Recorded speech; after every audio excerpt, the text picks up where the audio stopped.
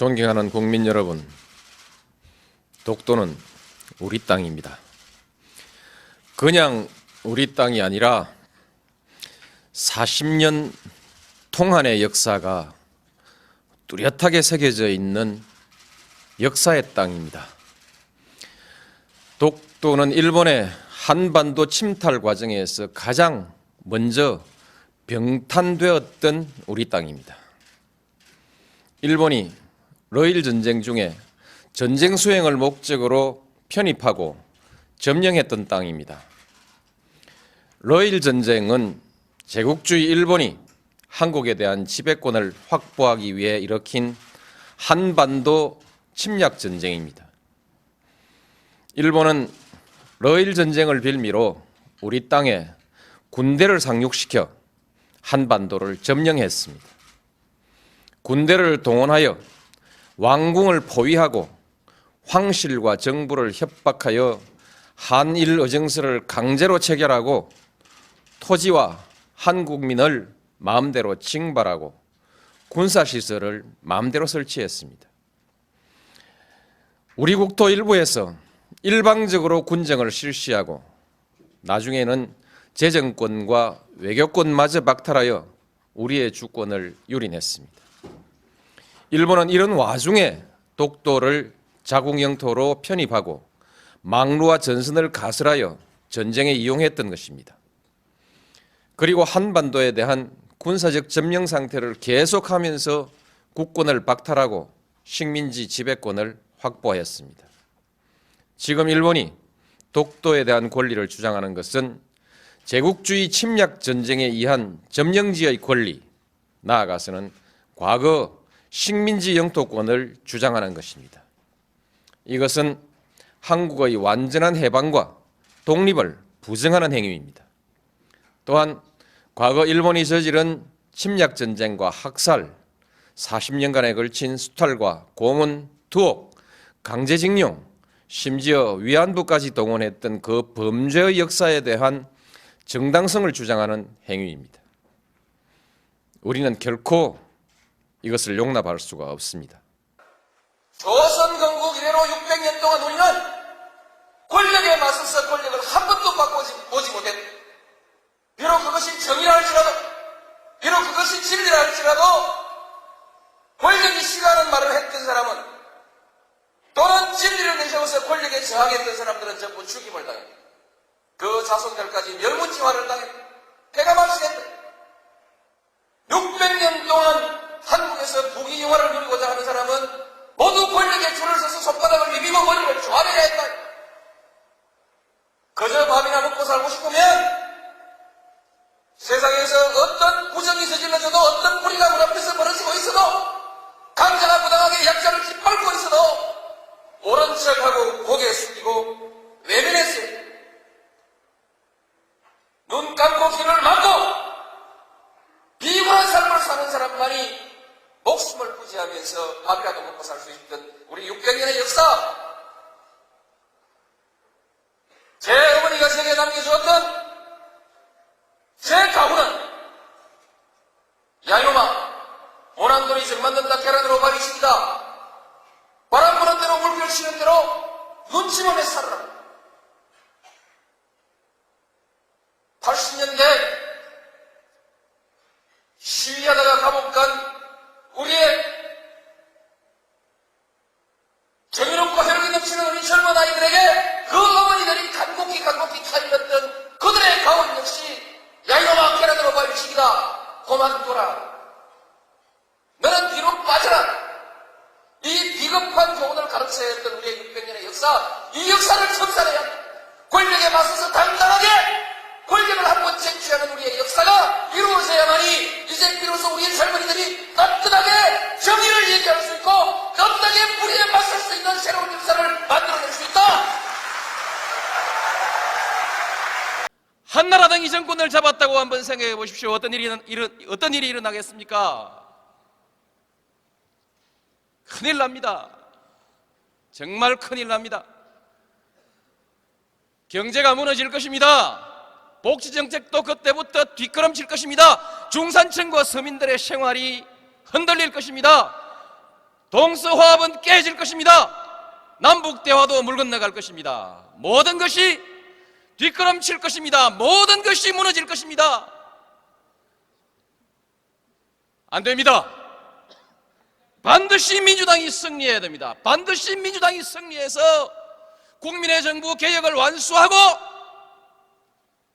중산층과 서민을 위한 정책을 확실하게 중심에 놓고 동서화합하고 남북대화를 성공시켜서 우리 국민의 정부를 성공한 정부, 김대중 대통령 성공한 대통령으로 반드시 만들어내야 됩니다. 이겨야 됩니다. 이기는 후보를 뽑아야 합니다.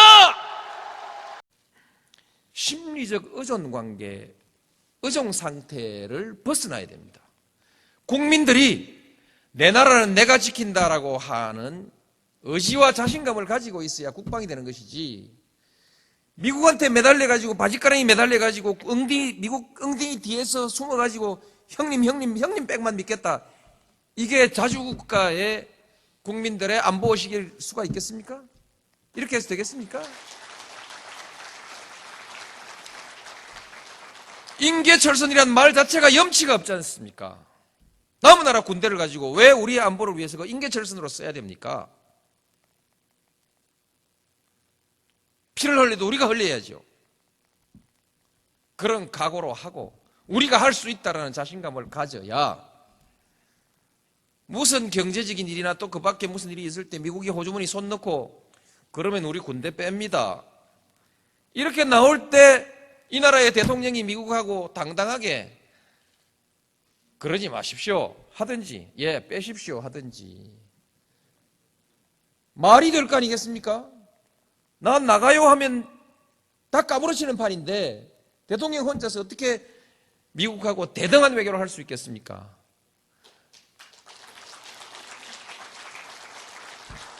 완전하게 대등한 외교는 할 수 없습니다. 미국은 초강대국입니다. 그런 헛소리는 하면 안 되고, 미국의 힘에 상응하는, 미국의 세계적 영향력에 상응하는 대우를 해줘야 됩니다. 동네 힘센 사람이, 돈 많은 사람이 동네 길 이렇게 고칩시다, 뚝 이렇게 고칩시다, 뭐 산에 나무 심읍시다 하면은 어지간한 사람 따라가는 것이죠. 미국이 주도하는 질서, 그것을 거역할 수는 없습니다. 그러나 최소한 자주국가, 독립국가로서의 체면은 유지해야 될 거 아니겠습니까? 때때로 한 번씩 배짱이라도 내볼 수 있어야 될 거 아닙니까? 대한민국 군대들 지금까지 뭐 했노 이게?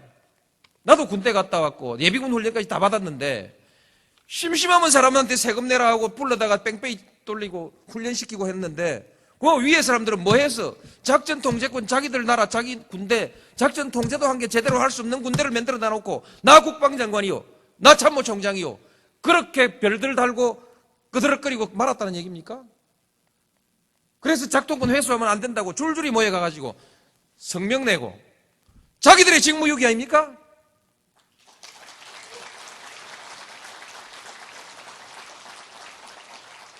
부끄러운 줄을 알아야지.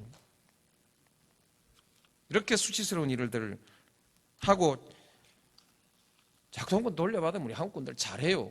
경제도 잘하고 문화도 잘하고 영화도 잘하고, 한국 사람들이 외국 나가보니까 못하는 게 없는데 전화기도 잘 만들고 차도 잘 만들고 배도 잘 만들고 못하는 게 없는데 왜 작전 통제권만 왜 못한다는 얘기입니까?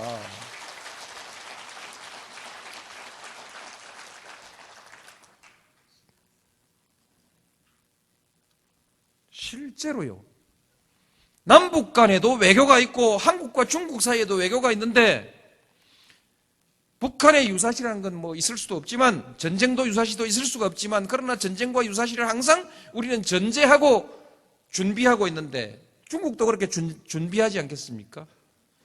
한국군이 작전 통제권을 가지고 있을 때 북한과 우리가 대화하는 관계, 중국과 우리가 대화할 때, 외교상의 대화를 할 때, 동북아시아의 안보 문제를 놓고 대화를 할 때 그래도 한국이 말빨이 좀 있지 않겠습니까?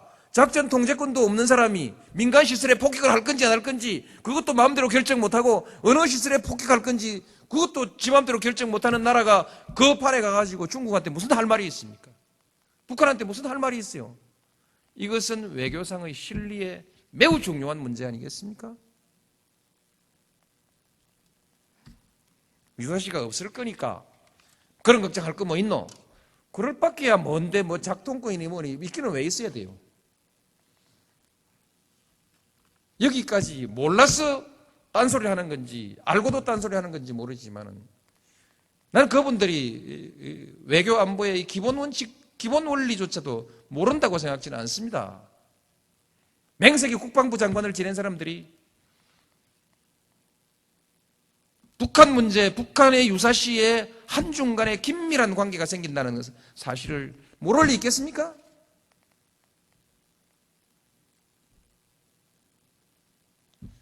근데 또 알면서 알았다면 왜 작동권 환수를 지금까지도 할 엄두도 안 내고 가만히 있었을까?